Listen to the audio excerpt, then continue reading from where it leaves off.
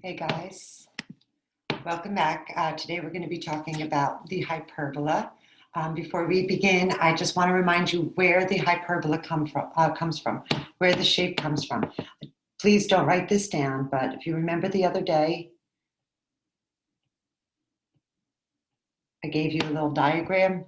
Well, the hyperbola is when we kind of slice through, up and down, right through. Basically, the shape that's formed, if you were to pull away the slices, is going to give us that basic shape of our hyperbola. Okay, so the definition, the geometric definition of a hyperbola. It's the set of all points P in the plane where the difference of distances, the differences of different distances from two fixed points called foci is constant.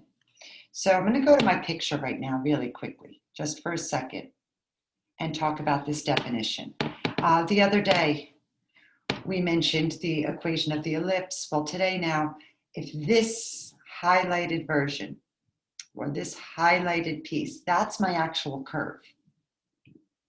And what this definition is saying is that if I were to take any given point on that curve, and please don't write this down, you're going to be making a big mess. Just look at it and then I'm going to erase it.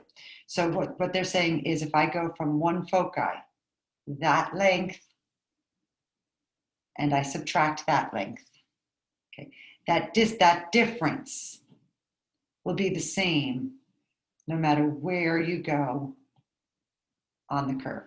That difference between the two pieces. Let's clean this up so we can actually get started. All right, so I'm going to start with the general form. I'm going to give you the standard form. The general form is exactly what it sounds like. It's the general form. It's what we use to describe any conic section. Ax squared plus by squared plus cx plus dy plus e equals 0. And now in this case, in the case of the ellipse, a can equal b, or a can be different than b. That does not matter. They can be the same number or they can be a different number. What's important is you're going to have different signs between the numbers. And to us, mathematically, it means we're going to see a minus sign between our x squared and our y squared term. And then when we convert it by completing the square and we go to standard form, we wind up with this equation, which looks very, very similar to our ellipse, except in this case, instead of having the plus sign, we're going to have a minus sign. And when our x is the positive term, our hyperbola is going to kind of go sideways like that.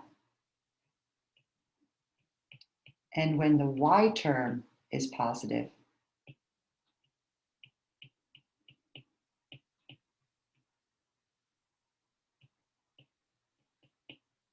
then our hyperbola is going to kind of go up and down on the y-axis like that. So this particular conic section can be a little bit troubling. If you keep your work organized, hopefully you won't make many mistakes. I tend to make a lot of mistakes with these.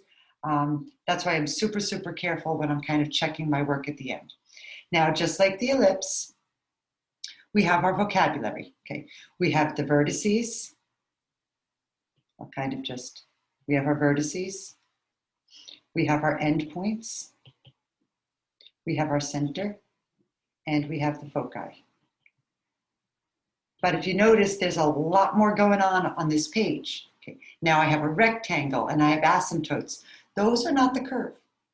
Those are just what we put in our curve when we're sketching it in this geometric way. All right, so I'm going to write it over here. Most importantly, our center, as always, is our H and our K. So our h is always going to be in our x parentheses, and our k value is always going to be with our y parentheses. It's an ordered pair xy. In our hyperbola, how we identify where we start, our a squared is always our positive term. Okay, so that's how you're going to decide. Okay, a squared under x or a squared under y.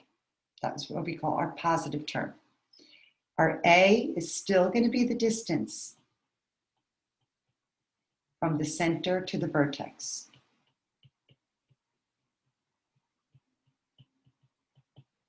The b value in the equation is still going to be the distance from the center to the end point. And our c value is going to be the distance from the center to the focus. So just similar to the ellipse, it's the number of boxes you're going to count to get to each point on that curve or on that sketch. Two more pieces of information or definitions here, or vocabulary. We have the transverse axis and the conjugate axis. And I only mention those in case they come up in a problem. I'm really going to try not to make too big of a deal. But the transverse axis is the line connecting the vertices, and its equation, or the length of it, is 2a. Obviously, if I have a and a, the length is going to be 2a. The conjugate axis is the line connecting the endpoints. So for instance, B and B is going to be 2B. Again, bits of vocabulary. I'm trying to include as much as I can to help you through the study of this. Our formula to find missing information. As with the ellipse, we're going to find A, we're going to know A and B, need to find C. Or we're going to know B and C and need to find A. So our formula to find missing information in this case is C squared equals A squared plus B squared. Notice the difference. Okay, so you definitely want to kind of keep a little cheat sheet or something that gives all this information for the ellipse and for the hyperbola. When we study the hyperbola, we also have to account for the asymptotes. Again, these are those slanted lines going through the curve. Here are our asymptotes. Not part of the graph, something we use to help us make a sketch of a hyperbola. And our asymptotes, we're going to need to write the equation. Our point is always going to be your center, HK. And then just like the equation of a line, we're going to do y minus k equals plus or minus. Now, instead of writing the slope, I'm going to use rise over run, x minus h. But we know rise over run is really just a substitute way of writing slope. And the reason I do that is because if we go back to our picture, I should clean this guy up for a minute. Okay, so I'm going to get rid of everything I had on there. And basically, when we write the equation, rise over run, that's how we're going to get the slope of that rectangle, okay, or for the equation of the asymptote. Alrighty, I guess the best thing to do is to kind of tell you what I'm going to expect of you, what I'm going to expect to see in your hyperbola, and just get into one right away. So to graph a hyperbola, we want to find the center, vertices, and endpoints. Then we're going to make a rectangle. Then we're going to put in the asymptotes. I usually sketch the curve now. Then I put in the foci. No matter what order you do it in, okay? You have your steps there in front of you. I sometimes deviate and go in different orders, but I'm going to hit every one of these steps at some point. Okay, so to get started, we want to find or identify the center, the vertices, the endpoint, and the foci. We're going to graph it, and then we're going to write the equation of the endpoints. So to get us started, Whenever we're looking to identify the center, we always look to see what's attached to my x squared and my y squared. Since there's nothing in the parentheses, my h and k is just 0. So I'm going to kind of plot that down there. Now I want to find my vertices. Remember, your vertices, to identify the vertices or the a squared, we got under the positive term. So in this equation, the y squared is after the minus sign. So my positive term is the x squared, therefore a squared is 16. It doesn't matter that it's bigger or smaller. It's just whatever is the positive term is where you go for your a squared. So a is plus or minus 4, meaning I'm going to count 4 units out in either direction to get to each vertex. And I'm counting in the x direction. 1, 2, 3, 4. That's a vertex. That's a center. 1, 2, 3, 4. That's a vertex. Now I'm going to plot. Actually, I'll write my ordered pairs. So that's going to be 4, 0 and negative 4, 0. Those are the coordinates of the vertices. Now to get my endpoints, I'm going to use b squared. B squared is 4, so b is plus or minus 2. I'm moving 2 units up and 2 units down from the center. Up. I'm moving 2 units down. And these are my endpoints. Here's where I would make my rectangle. So my rectangle is going to go I'm going to box in my endpoints and my vertices. Now I'm going to go and I'm going to put in my asymptotes. And our asymptotes kind of go through those edges of the rectangle and right through that center point.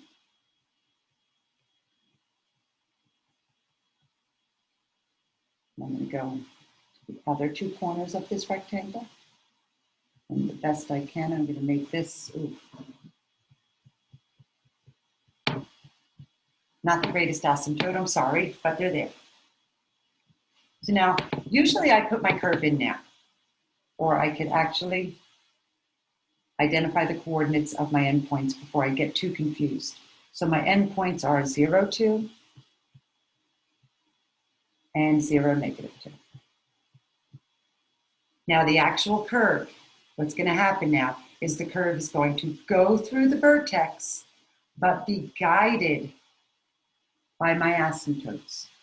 So my curve is going to, not so easy to do on an iPad, people. It's going to go through the vertex and be guided by my asymptote.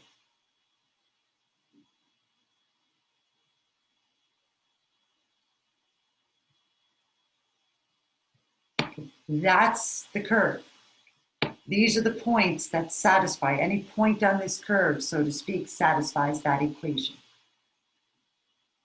The last thing I want to do is I'm going to plot my foci, identify the coordinates of the points, and then I'm going to write the equations for the asymptotes. So my foci are going to be, go back up here, instead of using the ellipse missing formula, I'm going to use the hyperbola.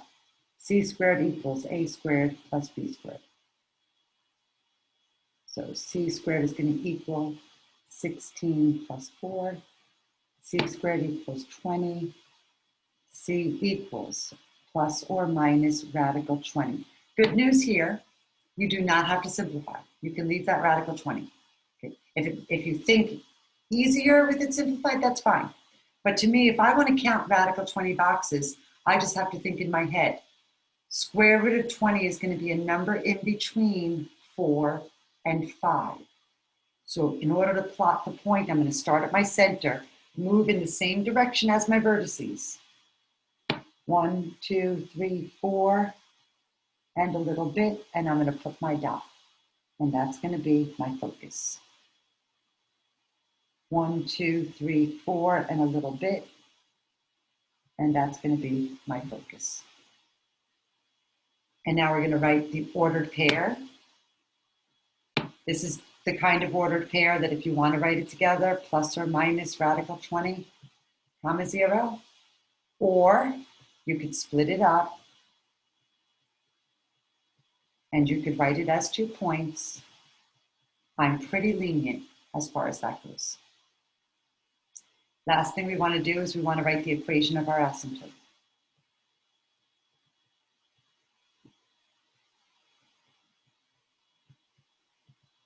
So to write the equation of the asymptote, remember, we identify the point. The point is always the center.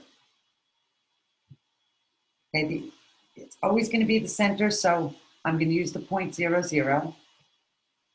And now I'm going to fill into my point slope form.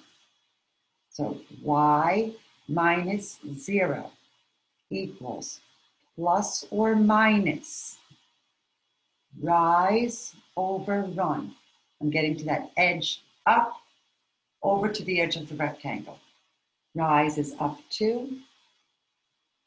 Run is over 4. X minus 0. Obviously, you can simplify that fraction and you could smush up because you don't need those. When you distribute, you're going to get zeros anyway. So we can kind of write this as y equals plus or minus 1/2 x. If you go back to your picture, just to have it all make sense here, this one is the positive, and this guy here, this asymptote, is the negative version. Now, I'm not going to make you write it on your picture. Writing it on the side there is all I need to see. Okay. So I'm just going to practice one graph with you right now. Then we're going to jump to writing an equation. And then I have 2 more practice problems in this lesson. I think I'm probably just going to work through them at my own pace and you can follow along. So finding an equation of a hyperbola having one vertex at 0, 2 and foci at 0, 3 and 0, negative 3. Well, remember, when we find an equation, it's not really going to change no matter what the conic section is. Okay. We're going to kind of put down whatever information we know. So I have a vertex at 0, 2 and a foci at, let's cut that out because right away I made a mistake. I have a vertex at 0, 2, so that's my ordered pair, sorry. I have one foci at 0, 3, and the other foci is at 0, negative 3. Now, obviously, you know from the symmetry of that graph, of these graphs, this makes the other vertex here, and this makes my center 0, 0. Okay. But yeah, it's not really important, although we know our curve has to go this way now, right? Because our curve kind of goes around the focus, if you notice. We're going to kind of, what we call hug the focus, basically. So this tells me what? This tells me that I'm going to be using the equation that the y squared is the positive term. So I'm going to write down my equation, y minus k squared over a squared minus x minus h squared over b squared equals 1. If I substitute in 0, 0 for my center, I'm smushing down to y squared over a squared minus x squared over b squared equals 1. I'm going to kind of do this in steps here. All right. So now I want to find my a value. Well, my a value is what? My a value is the distance from the center to the vertex. So I can say my a value is 2, which makes a squared equal to 4. Y squared over 4 minus x squared over something, which I don't know yet, equals 1. So all I have to do now is find out what that b squared is. In order to find b squared, I need to use my c. So c is the distance from the center to the focus, which is 1, 2, 3. C squared is 9. To find out what B squared is, C squared equals A squared plus B squared. 9 equals 4 plus B squared. Solve for B squared. B squared is 5. And just like we did with the ellipses, we can work backwards and come up with the equation of the hyperbola. Okay. So I did sort of, an example of each situation now. And now if we were in the classroom, I'd be asking you to practice this on your own. I'm going to kind of talk through this rather quickly. Find the center, vertices, and point and foci. Center, vertices, and point, foci. We're going to graph it, and we're going to write the equation of the asymptotes. This is pretty much everything I ask you to do. When I look at this, I see it's not in standard form. Hopefully you remember from the ellipse to get it in standard form, we're going to divide each term by 36.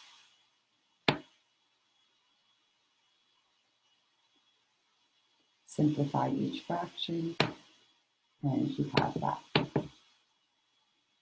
In this case, y squared is my positive term. A squared equals 9. A equals plus or minus 3. My center, I should have done that. I never go in the same order. So I'm moving in the y direction, up 3, and down 3, off my center. These are my vertices. 0, 3, 0, negative. Now I'm going to plot my endpoints. B squared equals 4. B equals plus or minus 2. I'm moving in the x direction, 2, 0, negative 2, 0. I want to make a rectangle for myself.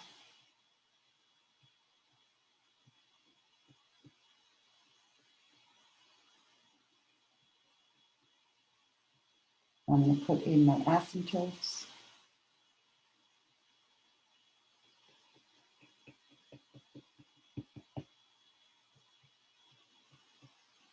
Not very easy to do on an iPad.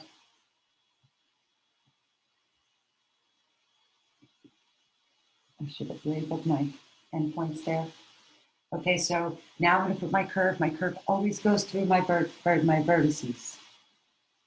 My curve this time, and as best as you can, it's going to kind of be guided by those asymptotes. I know your graphs are not going to be perfect. Mine never are. My foci, c squared equals a squared plus b squared. C squared is going to equal 9 plus 4. C squared is 13. C is plus or minus radical 13. 3 squared is 9. 4 squared is 16. So I'm a number between 3 and 4. Focus.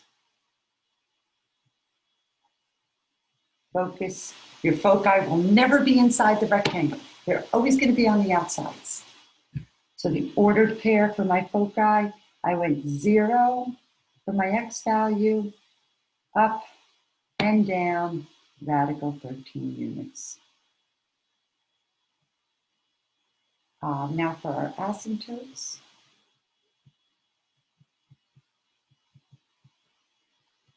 The point I'm using is the center, which is 0, 0, and I'm plugging in y minus 0 equals plus or minus the slope to get from the center to the edge of the rectangle, up 1, 2, 3, over 2. We can shrink this guy up. Normally, I would let you leave it in point slope form, but it's easy enough because it's just 0. And find the equation of the hyperbola with center at the origin, one focus of 3, 0, and one vertex at negative 2, 0. I'm going to work this one out. Okay, if you need to pause the video and try to work it out on your own, that would be great. Okay, at this point, you should be able to do this type of problem definitely on your own.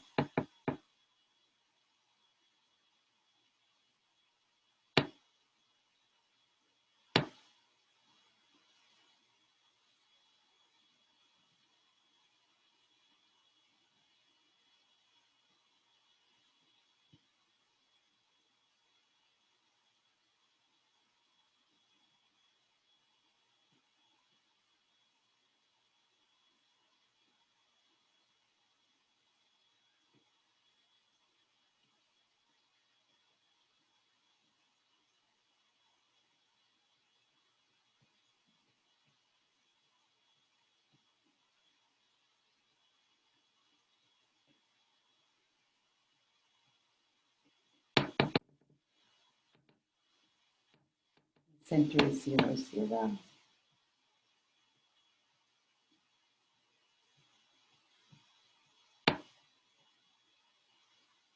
A is 2, A squared is 4, C is 3, C squared is 9, C squared equals A squared plus B squared.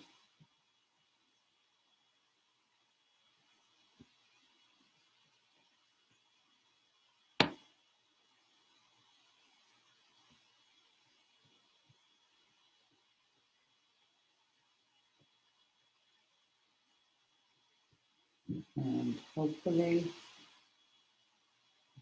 you would come up with that as your answer.